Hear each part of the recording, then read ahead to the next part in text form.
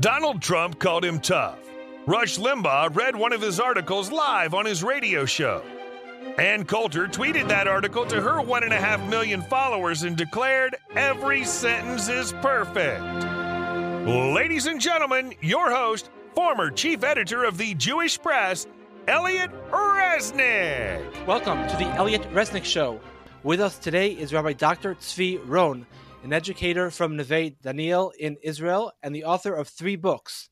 His latest book, a collection of highly informative and interesting articles, was published just 2 months ago and is called Jewish Customs, Exploring Common and Uncommon Minhagim.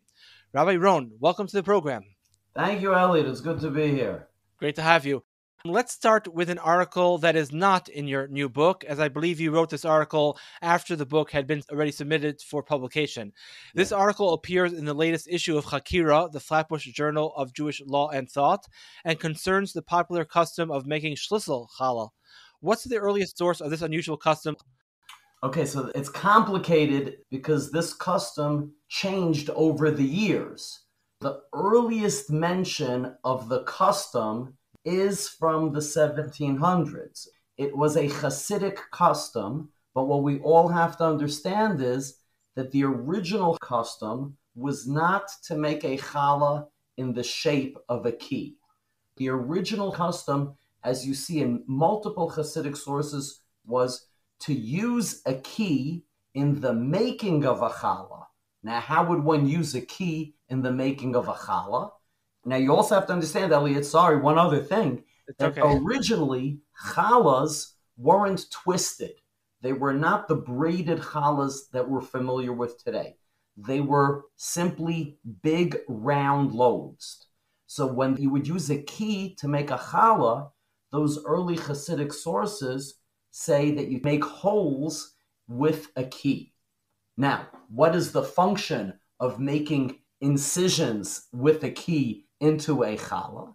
Now we have to also remember the custom is to do it the first Shabbat after Pesach.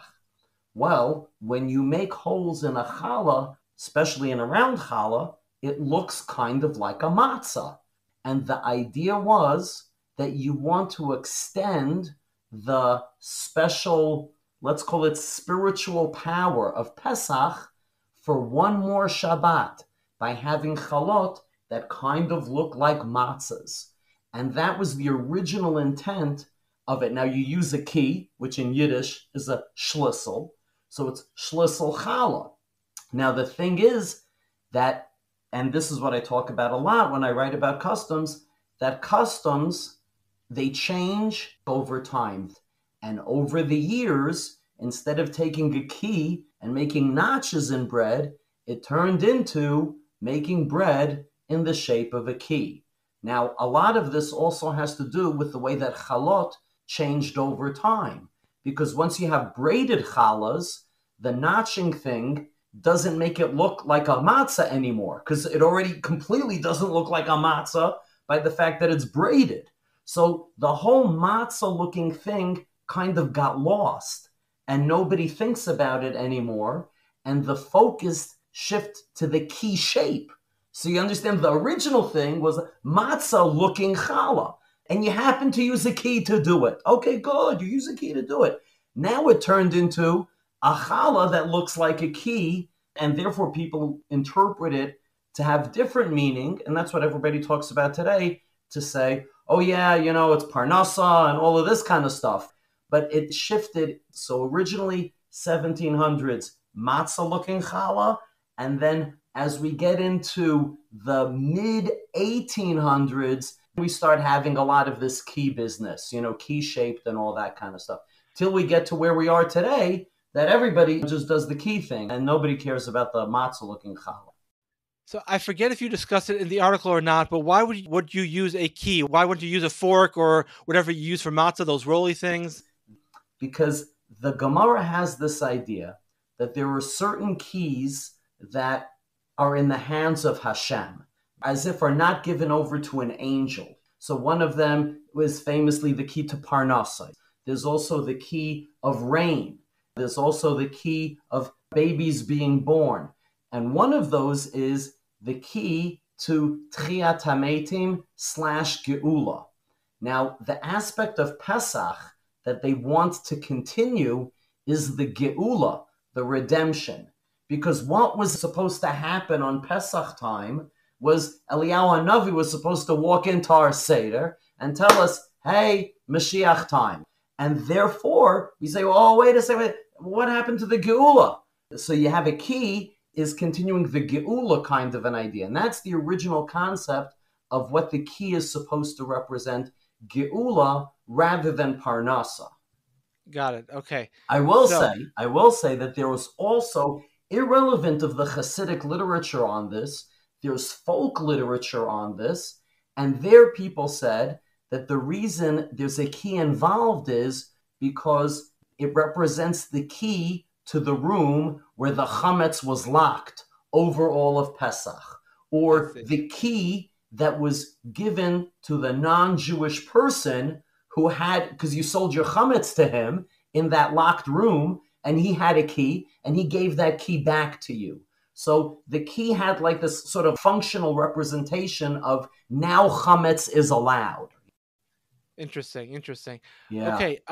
I was shocked to learn from one of your articles that the prevalent custom of women lighting as many Shabbos candles as they have children is very recent, as in less than 150 years old. According to your article on this topic, this custom isn't mentioned anywhere at all, let alone in halachic literature, until I think 1831. Yeah. How many candles do women used to light, and where does the current custom come from?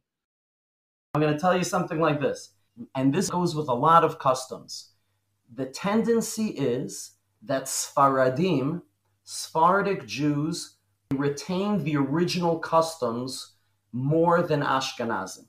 And therefore, if you have Sephardi friends and neighbors, even now, you could ask them, how many candles are lit?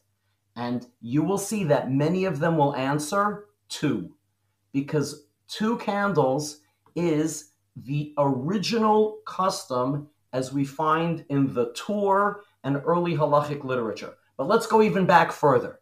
Elliot, the Gemara talks about Shabbos candles, right? But how do they always say it? Ner, in singular. They always write about it that you have to lahadlik ner, you have to light a candle. Even the bracha that we say over it is lahadlik ner.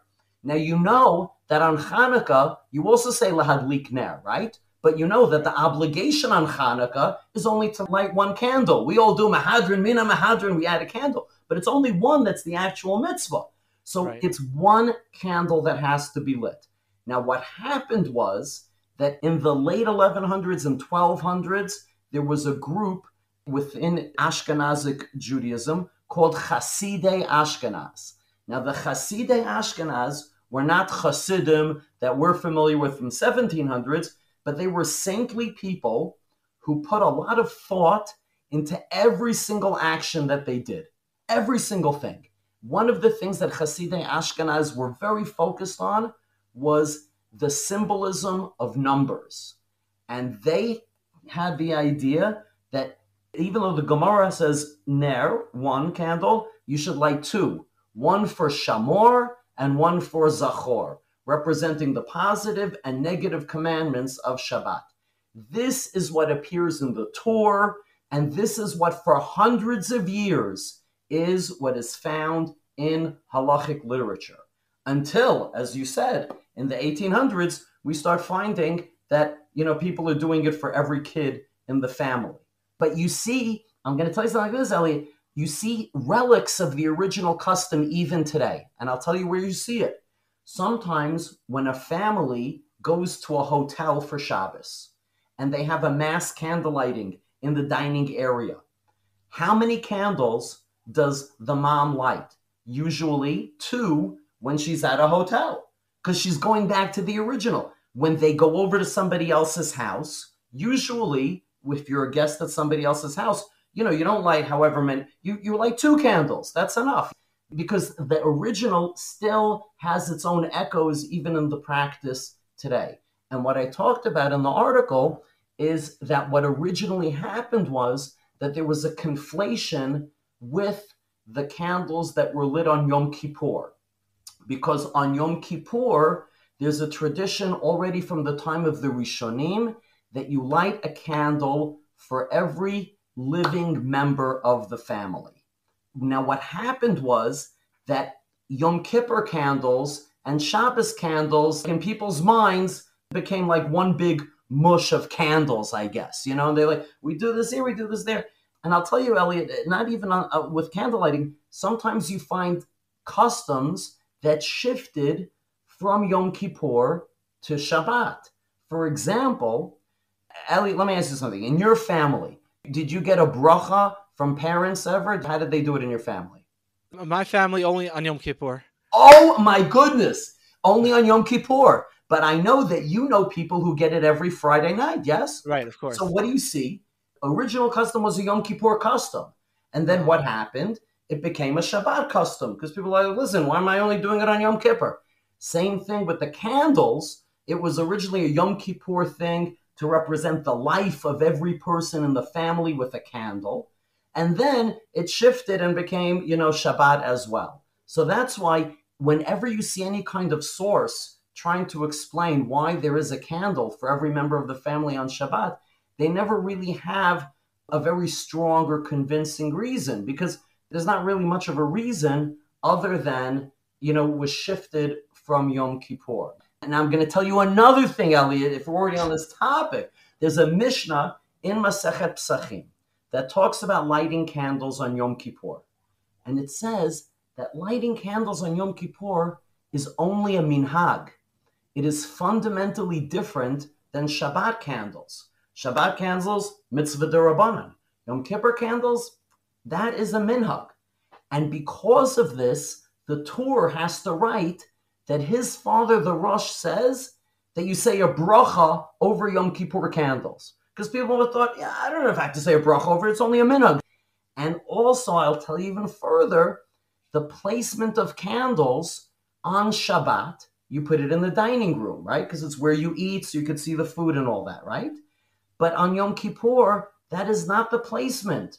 The placement really, and you see, it's even in the Shulchan Aruch, the Ramah writes it even now, the placement of the candles, the most important place was in the bedroom. Why? Because it's one of the prohibitions of Yom Kippur's marital relations, and to have a light going was a way to remind people that this is something prohibited on Yom Kippur. And the Ramah even writes, if you have candles lit somewhere in the house, you have to make sure to have also in the bedroom. So you see that originally there were two different kinds of realities of Yom Kippur candles being one kind of thing and Shabbat candles being another kind of thing. But over time, that distinction between the two kinds of candles evaporated. So that now when you go to somebody's house on Yom Kippur, of course they're going to say a bracha. They don't even think that it was discussion in the Rishonim whether to say a bracha or not, right? And where does everybody put their candles in Yom Kippur? In the dining room, the same place where the Shabbos candles are. So in their mind, it's like the same thing.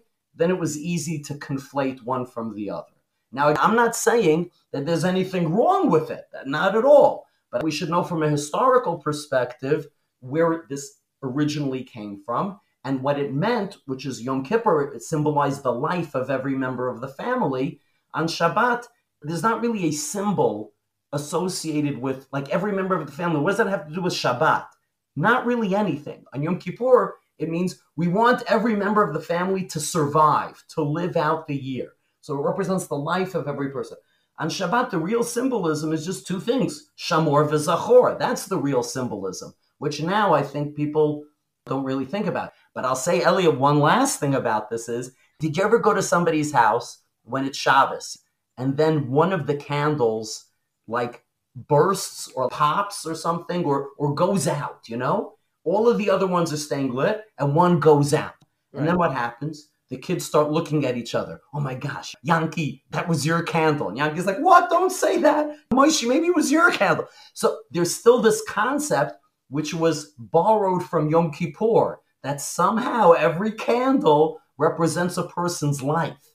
And if one of those candles, boom, goes out, then there's some like bad vibe connected to that. But again, there was nothing inherent to make that connection with Shabbat.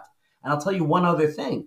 If you look up in the Shulchan Aruch, where he talks about lighting candles on Yom Kippur, the Mishnah Brura there writes that these candles should be lit in a place where the family doesn't see it, because that way they won't get freaked out if one of them gets extinguished. And that's why, Elliot, I don't know if did you ever see this in a shul where for Yom Kippur they set up a communal candle lighting in shul on Erev Yom Kippur. When I was a rav of a shul in Richmond, Virginia, they had it because they kept a lot of old customs. Remarkably, they kept a lot of old customs there. You wouldn't think. They had cloth for haftorahs, which you don't see very much. And this is one of the things. And maybe some of your listeners have seen this, that on Yom Kippur, you don't light at home. Because on Shabbos, you light at home so you could see the food, right? In the dining room. But on Yom Kippur, there's no food to see. So you would light in shul. And if you light in shul in the mass of candles, then you don't exactly know which candle represents you or not. And if it gets extinguished, you're not going to have like a heart attack about it. And it's all going to be good. But you still see that people sometimes light in shul for Yom Kippur only. But that's an example of a custom sort of moving from one situation to another situation. Where's the first time you find this explanation that you light an additional light for every child? Because with each child who came into the world, additional light came into the world. I never heard that explanation. But I will say that once people start doing something, and many Jews are doing it, then you will find that somebody is going to give, I will say, a nice drasha, homiletic type explanation that makes people feel good in their heart. And that's great. And then once there's a nice Jewish explanation for it, then it can continue. But those explanations are coming in after the fact to give sort of a nice, let's call it idea to this thing that happened historically. Right. Which is nice. Why not? Give a nice explanation. Right. I'll give you another example of this. The chuppah. There's a chuppah at a wedding, right? Yes? Yes. So what does everybody say? What does the chuppah represent? I think they give out now booklets sometimes at a wedding that says what all the things mean. A chuppah represents the household, right? Something like that. It represents the home that the chassan and kala are building. Fair, why not? Chassan goes in first, and then he invites the kala in. He sets up the home, then she comes in. Great. But I'll tell you what. Historically, we know that the chuppah originally, it wasn't necessarily even a Jewish thing. In the 1400s, for example, it was, let's say it like this. Elliot, did you ever see a situation that wasn't a wedding where people used a chuppah, where people held poles and there was a talus or some curtain and they walked along with that? Did you ever see Sefer Torah? Hachnasa Sefer Torah, right? Then we parade down the street on the way to shul, yes? Yes. Good. Yes. Now you're going to say, wait a second. So what, the Torah's getting married? Like, what's going on? So I'm going to tell you. Originally, that post with cover thing, that was something that was used in Europe in the 1400s as a way to show VIP treatment to whoever is inside that. And we have drawings of the Pope being in this, and French kings being under what we call today a chuppah. Now the Torah, we're treating like royalty. Hey, we put a crown on that Torah, yes? And they would do it as they walked along. Like it was during the parade, there were some people holding it like that, yes? So with the Torah, we still preserve the whole walking along. It's like the modern version of rolling out the red carpet. And that's why sometimes in Israel, if you ever go to the old city on a Monday or a Thursday, you're going to see a bar mitzvah procession. And sometimes they're holding a chuppah over the bar mitzvah boy. And people are like, what is this? So, no. And sometimes even the bar mitzvah boy wearing a little crown, like they make a crown for the kid. Because that was the way to show for important people. Chatan and kala, they're important too. So originally, they would walk the chatan and kala to wherever they were going to do the wedding ceremony under this kind of a thing to show VIP treatment. And then they get there and they plant the thing. So now that the rest of the world no longer does that anymore, and it's not associated with VIP treatment anymore. So it became interpreted as representing a house, which is nice, But if you're going to say historically, it goes more to the idea that we find in Midrashim, like Pirkei de Rabbi Eliezer, that the Chatan is like a king and things of this nature. And now what's funny is that what you do at weddings today, I've seen, not in Israel, they don't do it as much, but in the United States, they roll out this like white, long strip, that the Chatan and Kala walk down, as if like a red carpet, but like a white one, Right. And I'm going to tell you, let's imagine in 100 years from now that they're no longer using red carpets at Oscar ceremony, and nobody knows what a red carpet is. And then they see this at a wedding, and they're like, why do the Chatan and Kala have to walk on this special strip? Why can't they just walk on the floor? Like, what's the issue? Maybe somebody will come up with a nice explanation and it will turn into its own, and then they could put in a little booklet, yeah? But some of these things, what's interesting, Elliot, is that Jewish people, we're conservative by nature. Maybe you more than others, but I can say that the Jewish people as a people, we like to hold on to things, yes? This is the way my grandfather did it. That's what I'm going to do. So therefore, the whole world said, yeah, we're moving on to other forms of showing VIP treatment. We're not going to use this pole canopy thing anymore. But Jewish people are like, no. This is what my grandfather used at his wedding. I'm going to use it too. So we wind up sort of representing things that went out of fashion hundreds of years ago, But if you go back in time to the 1400s, kings and queens, popes, and all kinds of people were using these things because they were all VIPs. Very interesting. Before I go to the next thing, to say something from that article on candle lighting, it's interesting. You argue possibly that the reason this became more popular is, nowadays a candle costs probably 1/3 of 1 cent. The poorest person in the world could have endless supply of candles for his entire life. Right. Whereas once upon a time, that was not true.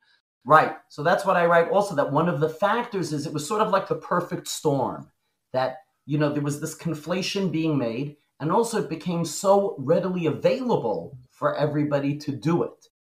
Sometimes in the Gemara or halachic literature, you read about if a poor person can't afford a candle, or if it's between wine for Kiddush or a candle, what takes, you find these things in halacha, and nowadays you're like, what's going on over here? A candle? Right. Candle, people at the end of Hanukkah, they have leftover candles. Maybe they just throw them in the, I don't even know if they bothered to keep them till next year. It's like, who cares? Right. So it's true. A lot of these things, there's a lot of factors that come together, and then boom, it becomes like the perfect petri dish for this new custom to grow out of. Right. Okay, so another article that you wrote, and I read all the articles I'm asking you about again last night, so that I should know what I'm talking about. You're doing your homework. I didn't even read them last night. Okay. Yeah. I realize it's a teeny bit unfair, actually, to you, but I know my own work that I've, once you write it down, you start forgetting some of the things you wrote. Yeah, because it's out there in the world. Yeah. Right. In Kiddush Levanah, we say Shalom Aleichem to 3 different people. You write that this custom comes from Masechet Sofrim, which is one of the minor tractates of Shas, but Masechet Sofrim tells us to say Shalom Alecha, not Shalom Aleichem. So why do we say Shalom Aleichem? Oh, and also, it doesn't say 3 different people. It says that you say it 3 times. So the original, and this is also what appears even in the Shulchan Aruch, that you say Shalom Alecha 3 times. It's not to 3 different people. It is to one human being. Now, you're going to say, okay, so how did this shift? So one of the factors was that in Hebrew, you do not speak to other people in plural form. For example, in the Gemara, it talks about what is the way that you address a Rav. It says, Tzafra demare tav, good morning to the master. Or you say, Harav. So the way that you speak about someone is by using the form of grammar for someone who's not there. Like, would the Rav like to eat? Instead of addressing them directly. Okay. But you don't speak to them in plural form. That does not exist in Hebrew as a way of showing respect. And therefore, in original Hebrew, you would never say to one person, Shalom Aleichem. You only say Shalom Alecha. And that's why the Shulchan Aruch says to say Shalom Alecha. However, in other European languages, there is a concept of addressing somebody in an honorable way by referring to them in plural. Like famously the royal we, right? The British, Queen Victoria, we are not amused, So she's referring to herself that way. So you have this idea. Now, because of Jewish people living in Europe and being exposed to those languages and not really using Hebrew so much in the day-to-day, so this became part of how people speak in Yiddish and other kinds of languages that Jewish people would use. And then it made its way into Hebrew.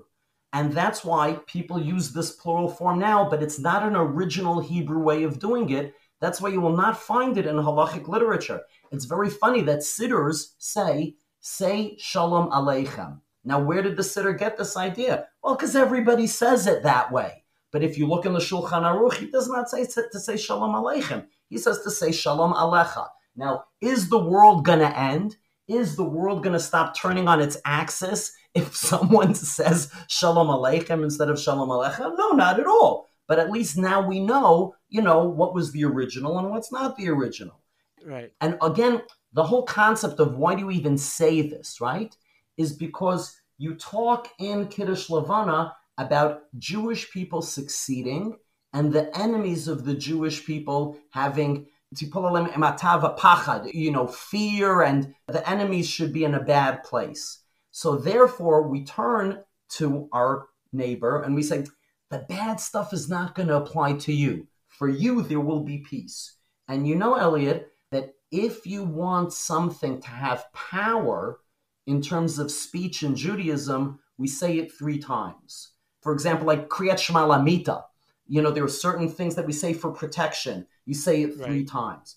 So when you say to another person, Shalom Alecha, Shalom Alecha, Shalom Alecha, that really makes like a chazaka. That's going to make it strong that there will be peace on him.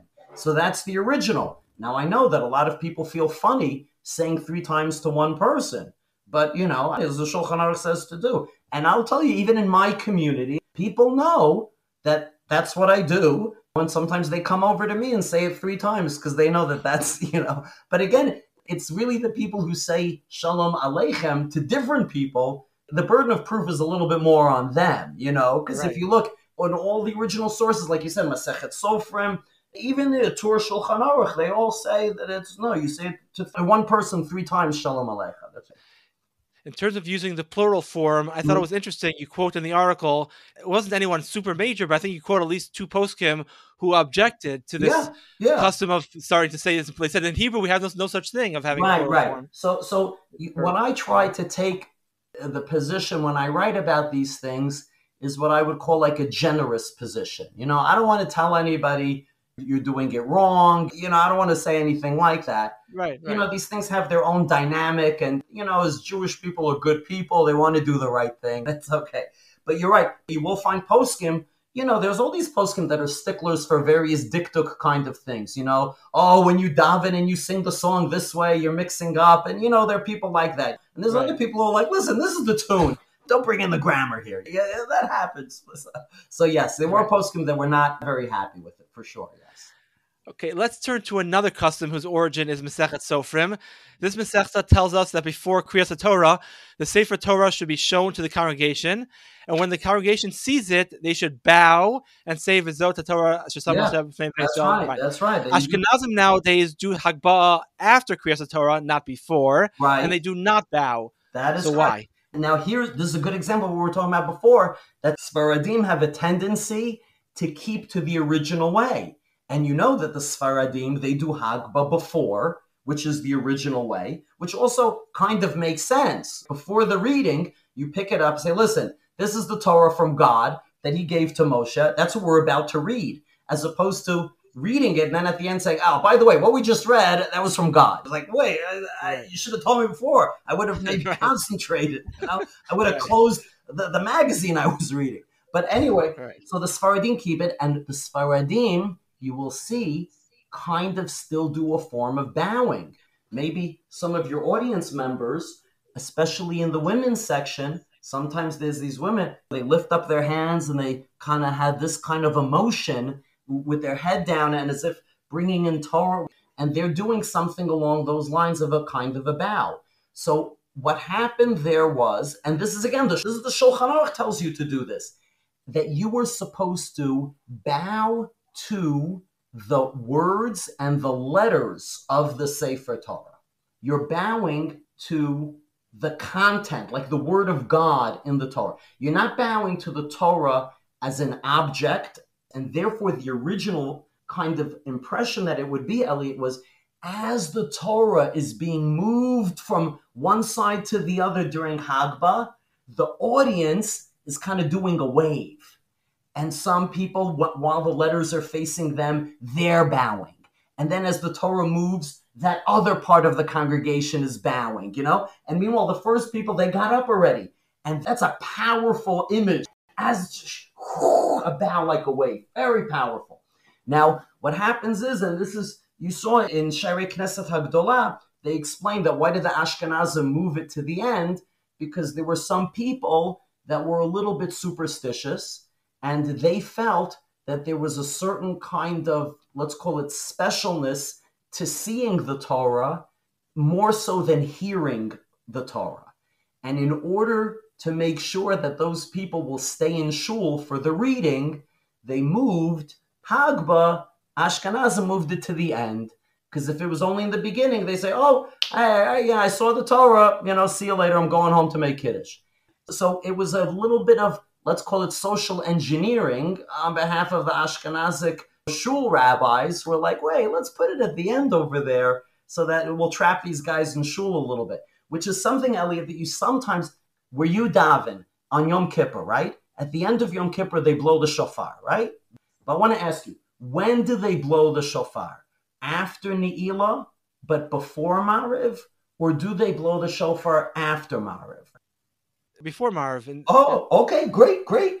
There's no wrong answer here. So you're saying after Ne'ilah, before Mariv, right? Because that's when Yom Kippur ended. At the end of Ne'ilah, Yom Kippur ended, you blow the shofar. Good. By the way, I should tell you, I daven KAJ in Washington Heights, so we have Minhag Frankfurt, so it's very unusual. That's beautiful. Frankfurt people also hold on to Minhagim. Yes, I'm going to tell you what they would do in my shul in Richmond. In Richmond, when I came, they say, we blow the shofar after Mariv. And now, why does anyone blow the shofar after Mariv? Because you know what some rabbis noticed?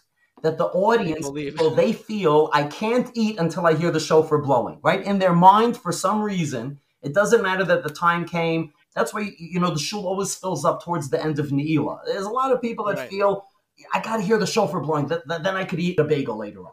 So therefore, they say, wait a second, if we blow the shofar right after Ne'ilah before Mariv, what's going to happen the whole Mariv? It's going to be a stampede of people walking out of shul as people are trying to say Shema and Daven Shemona Esrei and Mariv.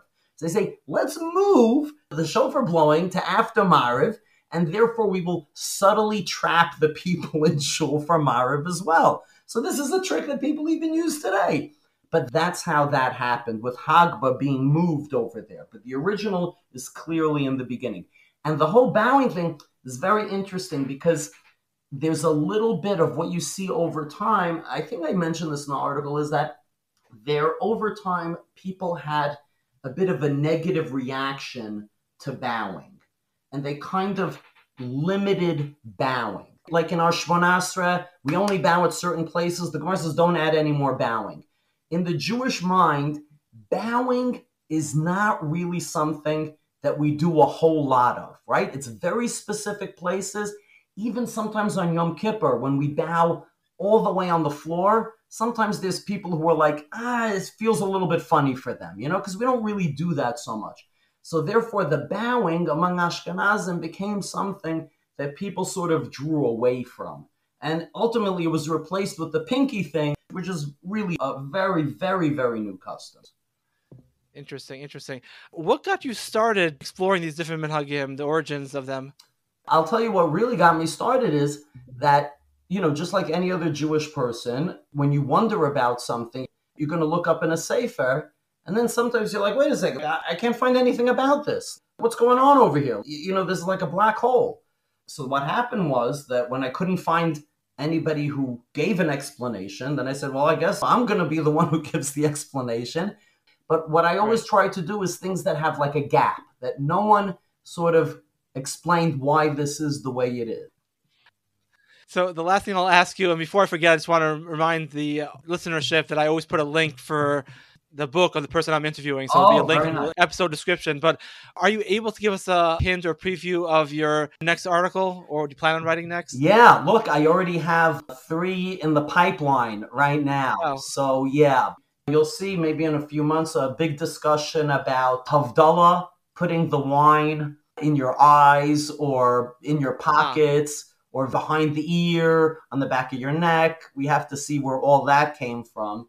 Interesting. So that's going to be something. And also, did you ever see during Birkat Kohanim in Duchening that fathers sometimes have their children come under the talit with them? Yes. So that's also relatively new thing, and we're going to see how that developed. So those are the things that are, right now waiting to see the light. So there's always something, and I will say, audience members out there, if something is curious to you and you want to send it to me, I'll look into it. I look into these things. My neighbors sometimes say, hey, what about this? And I'm like, you know what? I don't know. And then it turns into an article or a chapter in a book later on. That's fantastic. Okay, well, thank you so very much for your time. It was a pleasure. It's a pleasure to be on the show, Elliot. And it's really classy that you read up on everything beforehand. It's very nice, very nice. Well, thank God your articles are usually around 10 to 15 pages. They're not 35 pages. So Yeah. Listen, I don't have that much patience myself. All right. Thank you All right, so I'll very see much. you later. Thank you. Bye-bye. All right, that does it for us. If you like this podcast, please consider subscribing to it and giving it a good rating and a nice review if you're so inclined. I hope you enjoyed the episode and have a great day or a great night, depending on when you're listening to this podcast.